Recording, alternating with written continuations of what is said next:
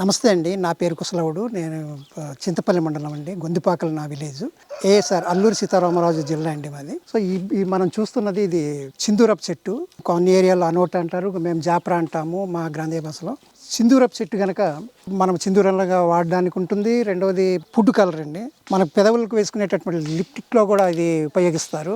ఇది సహజ సిద్ధంగా వచ్చేటటువంటి ఫుడ్ కలర్. ఇక్కడ ఇందులో ఏ కెమికల్ కలవదు, ఏ రకమైనటువంటి సింథటిక్ వాడే అటువంటివి ఏవి కూడా ఇది కలవడానికి అవ్వదు.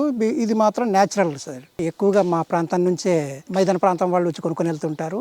అక్టోబర్ నవంబర్లో క్రాప్ వస్తుంది సార్. ఇది మొదటిగా ఫ్లవర్ వస్తుంది. ఫ్లవర్ నుండి కాయలు వచ్చి ఆ కాయల నుండి ఇటువంటి పిక్కలు వస్తాయి. డిసెంబర్ జనవరి నెలల్లోనే ఇది కోత కోస్తుంటాం. ఈ పిక్కలు మేము ఏం చేస్తామంటే దీన్ని ఒక కర్రతో కొట్టినట్టయితే ఇవన్నీ కూడా బయటికి వచ్చేస్తాయి. చూడండి, ఈ పిక్కని ఇలా ముట్టుకొని చేసినప్పుడు ఈ కలర్ ఎంత తిక్కుగా ఉందో అంత న్యాచురల్ గా ఉంటుందండి కలర్.